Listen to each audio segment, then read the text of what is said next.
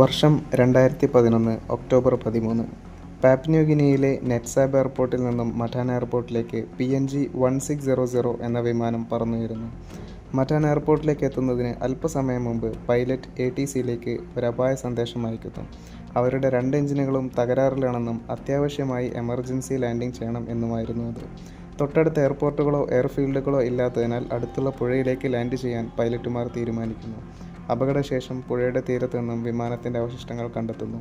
2 പൈലറ്റുമാരും ഒരു ക്യാബിൻ ക്രൂവും ഒരു യാത്രക്കാരനും രക്ഷപ്പെട്ടെങ്കിലും വിമാനത്തിലുണ്ടായിരുന്ന ബാക്കി 28 പേരുടെ മരണത്തിനിടയാക്കിയ അപകടത്തിൻ്റെ ദുരൂഹതകൾ തേടി ആക്സിഡൻറ്റ് ഇൻവെസ്റ്റിഗേഷൻ കമ്മീഷൻ രംഗത്തെത്തുന്നു.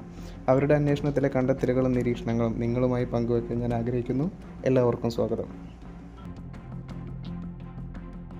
അപകടത്തിന് മുൻപ് വിമാനം പറന്നിരുന്നത് 16,000 അടി ഉയരത്തിലായിരുന്നു.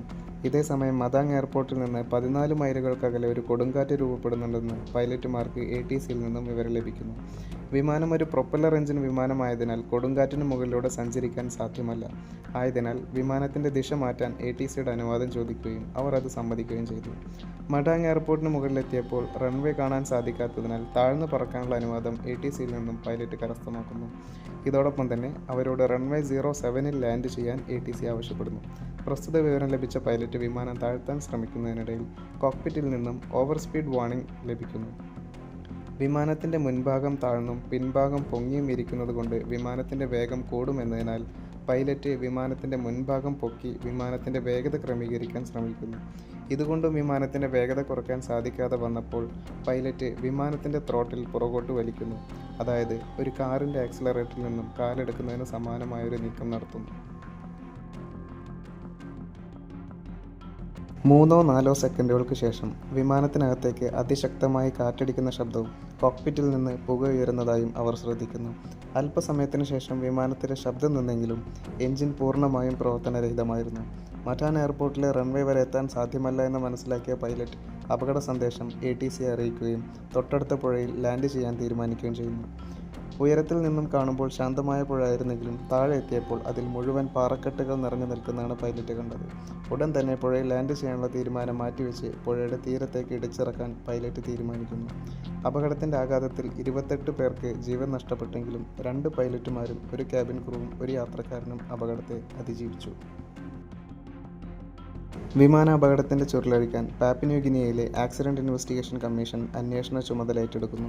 അവരെ സഹായിക്കാൻ ഓസ്ട്രേലിയൻ ട്രാൻസ്പോർട്ട് സേഫ്റ്റി ബ്യൂറോയും സ്ഥലത്തെത്തുന്നു. അപകടം നടന്ന സ്ഥലത്തിന് 300 മീറ്റർ നീളവും അവശിഷ്ടങ്ങൾ ദൂരേക്ക് ചിതറിക്കിടക്കുന്നതുകൊണ്ടും താഴ്ന്നു പറന്ന് അതിവേഗതയിലാണ് വിമാനം ഇടിച്ചിറങ്ങിയതെന്ന് അന്വേഷണ ഉദ്യോഗസ്ഥർക്ക് മനസ്സിലായി.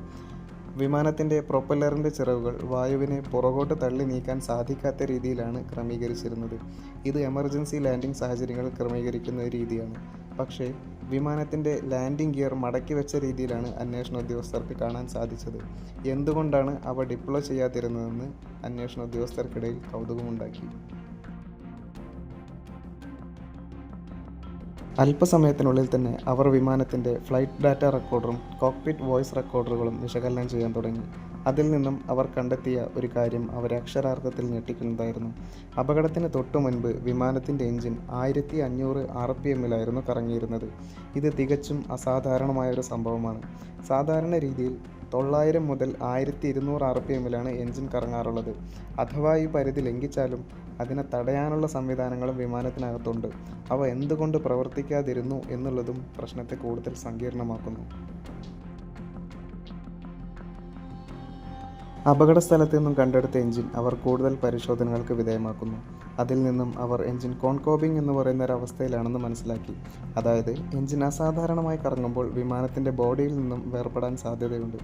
ഇങ്ങനെ സംഭവിക്കാതിരിക്കാൻ അസാധാരണമായി കറങ്ങുമ്പോൾ എഞ്ചിൻ സ്വയം അതിനകത്ത് ലീഫുകളെ നശിപ്പിച്ചു കളയും. ഇതിൽ നിന്നും അവർ എഞ്ചിൻ 1500 RPMലാണ് കറങ്ങിയിരുന്നതെന്ന് സ്ഥിരീകരിച്ചു. പക്ഷേ വലതുഭാഗത്ത് എഞ്ചിൻ നിരീക്ഷിച്ചപ്പോൾ അവ കോൺകോബിംഗ് അവസ്ഥയിലല്ല എന്ന് തിരിച്ചറിഞ്ഞു. എന്തുകൊണ്ടാണ് അവ കോൺകോബിംഗ് അവസ്ഥയിലേക്ക് മാറാതിരുന്നതെന്ന് വീണ്ടും ഒരു ദുരൂഹതയായി. അവയുടെ കൂടുതൽ പരിശോധനയ്ക്ക് അവ കാനഡയിലെ മാനുഫാക്ചറിംഗ് യൂണിറ്റിലേക്ക് അയച്ചു. ഇതിനിടയിൽ ആരോഗ്യം വീണ്ടെടുത്ത പൈലറ്റുമാരോടുകൂടി സംസാരിക്കാൻ അന്വേഷണ സംഘം തീരുമാനിച്ചു. അതിൽ കോ-പൈലറ്റിൻ്റെ പ്രതികരണം ആശ്ചര്യമുളവാക്കുന്നതായിരുന്നു. വിമാനത്തിൻ്റെ വേഗത കുറയ്ക്കാൻ ക്യാപ്റ്റൻ ത്രോട്ടിൽ പുറകോട്ട് വലിച്ചതിന് ശേഷമാണ് ഇത്തരം സംഭവങ്ങൾ ഉണ്ടായതെന്നാണ് അദ്ദേഹം പ്രതികരിച്ചത്. ഇതിനിടയിൽ അന്വേഷണ സംഘത്തിലെ ഒരു ഉദ്യോഗസ്ഥനുണ്ടായ തികച്ചും യാദൃശ്ചികമായൊരു സംശയം ഇതിൻ്റെ നിഗൂഢതകളുടെ ചുരുളഴിക്കാൻ സഹായിച്ചു. ത്രോട്ടിൽ അശ്രദ്ധമായി പുറകോട്ട് വലിച്ചാൽ അവ ഗ്രൗണ്ട് മോഡിലേക്ക് മാറാൻ സാധ്യതയുണ്ട്. പറക്കുന്നതിനിടയിൽ ഇങ്ങനെ സംഭവിച്ചാൽ വിമാനത്തിൻ്റെ അവസ്ഥ എന്താകുമെന്നായിരുന്നു ആ ഉദ്യോഗസ്ഥൻ്റെ സംശയം.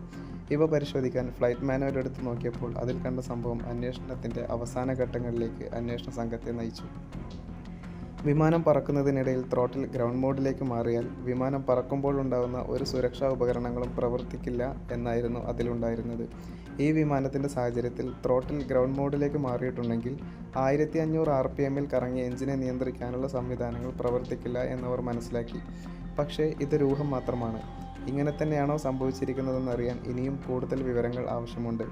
അവ ശേഖരിക്കാൻ അവർ വിമാനത്തിൻ്റെ വോയിസ് റെക്കോർഡറിലേക്ക് വീണ്ടും ശ്രദ്ധ തിരിച്ചു. വോയിസ് റെക്കോർഡറിൽ പൈലറ്റുമാരുടെ ആശയവിനിമയം, കോക്പിറ്റിനകത്തെ ശബ്ദങ്ങളും എല്ലാം കൃത്യമായി രേഖപ്പെടുത്തിയിട്ടുണ്ടാവും.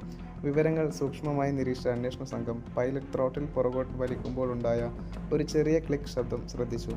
അതിനുശേഷം വിമാനം ഗ്രൗണ്ട് മോഡിലേക്ക് മാറുമ്പോൾ ഉണ്ടാകുന്ന വാർണിംഗ് സിഗ്നലും ചെറിയ രീതിയിൽ അവർക്ക് ശ്രദ്ധിക്കാൻ കഴിഞ്ഞു.